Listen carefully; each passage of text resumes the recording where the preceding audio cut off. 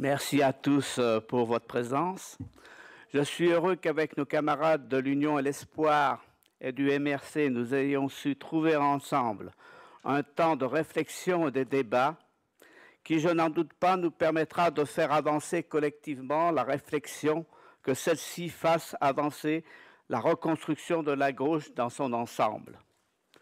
Si durant cette dernière décennie, nous avons suivi des chemins différents, sur de nombreux points, nous ressentons beaucoup de convergence et nous avons eu la même démarche d'essayer de faire là où nous étions œuvre utile. Les thèmes que nous allons aborder lors des deux tables rondes définies en commun sont pour nous au cœur de ce qui doit être l'apport de la gauche républicaine à la construction de la gauche tout entière. Il va de soi que le sens que nous donnons à gauche 1.0 n'est pas dire que tout commence aujourd'hui, mais qu'elle peut marquer un nouveau départ. Nous pensons que la gauche ne se ressourcera et ne se régénérera qu'en étant fidèle tant à l'histoire de la République qu'à celle du mouvement ouvrier. C'est cela, renouer avec le peuple. Et c'est ce que nous avons à faire dès aujourd'hui. Voilà notre année zéro. République et socialisme, c'est fixer un but pour nous essentiel. Travailler à la républicanisation de l'ensemble de la gauche. C'est le sens de notre travail avec la gauche sociale qui, pour partie d'entre elles, mais nous ne faisons pas cette erreur, pas dans sa totalité, s'est éloigné des principes républicains. Ainsi, nous participons au groupe des 12 qui soutient activement les mouvements sociaux, les cheminots, la fonction publique. Nous collaborons activement à Passerelle, où se confrontent des analyses diverses sur des sujets primordiaux, la construction européenne ou la valeur diverse sur des sujets primordiaux. La construction ou la valeur du travail, par exemple. Nous animons aux côtés d'autres partis, mais surtout syndicats, comme vous le savez, la convergence des services publics qui participe ce week-end aux rencontres de la santé à Lure, ce qui explique que l'absence de beaucoup de nos camarades. Nous animons également Résistance sociale, qui s'est donné pour mission de refaire travailler les partis politiques sur la question sociale, aussi de les faire rediscuter avec les organisations sociales. Dans ce contexte, vous le comprendrez, notre initiative est pour nous essentielle. Elle va nous permettre de confronter sur le fond, en dehors de tout enjeu électoral, les analyses et propositions des militants de la gauche républicaine que nous sommes tous. Cette première rencontre en appellera peut-être d'autres. Nous en formulons le souhait.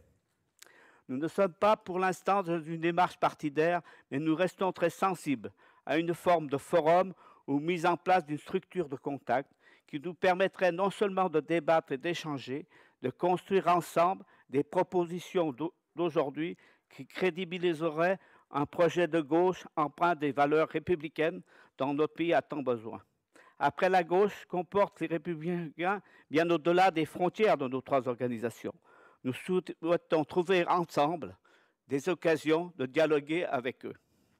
Pour terminer, je vais revenir au thème que nous avons privilégié dans nos débats de cet après-midi. D'abord, le travail. Le déclin de la gauche a commencé lorsque l'attention portée au travail est passée derrière celle portée au capital.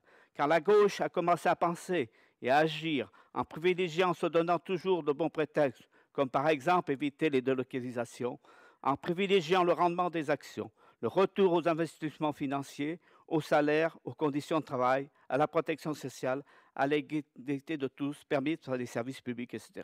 Alors oui, il nous faut réfléchir ensemble à la production et à ses conditions et à la redistribution des richesses. Ensuite, la République. Je vais commencer par la conclusion. Pour République et socialisme, il n'est pas de vraie République, c'est-à-dire une République agissante qui ne soit pas sociale et laïque. Sociale, c'est le sujet essentiel de la première table ronde. Passons au deuxième axe.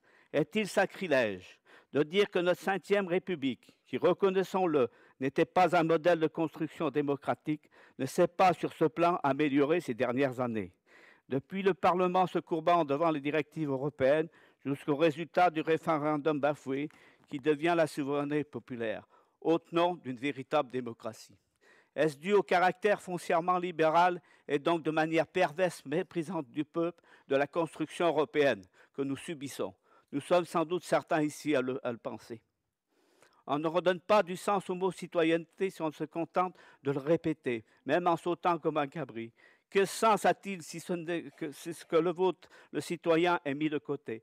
Quel sens a-t-il si les députés qui les lient abandonnent à Bruxelles leur pouvoir de décision dès qu'ils sont élus? Quel doit être le rôle du Parlement européen et des parlements nationaux quand on privilégie la Commission européenne? En même temps, n'oublions jamais que c'est le Conseil de l'Union européenne qui décide. Vraiment, bref, l'ensemble de nos ministres. Ce sont eux qui décident. Si seulement ils disaient non, mais malheureusement, ils disent tout le temps oui, en toute connaissance de cause, en toute complicité, car ils sont d'accord avec la politique préconisée. Donc, ils sont responsables. C'est ce que nous devons savoir dire ensemble. Enfin, la laïcité. Sans laïcité, pas de république, pas de citoyenneté, pas de démocratie, pas de débat éclairé en dehors des dogmes. Mais je ne m'y attarde pas, car l'ensemble des intervenants seront, j'en suis convaincu, à la hauteur des enjeux. Voilà, mes chers camarades, les quelques mots d'introduction que je voulais vous dire, en espérant ainsi nous nous connaîtrons mieux. Bon travail à tous.